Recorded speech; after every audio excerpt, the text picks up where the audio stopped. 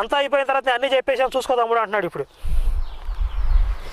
ఏ అన్నయ్య ఇంత పచ్చబద్ధాలు ఎలా చెప్పగలుగుతున్నావు అన్నయ్య?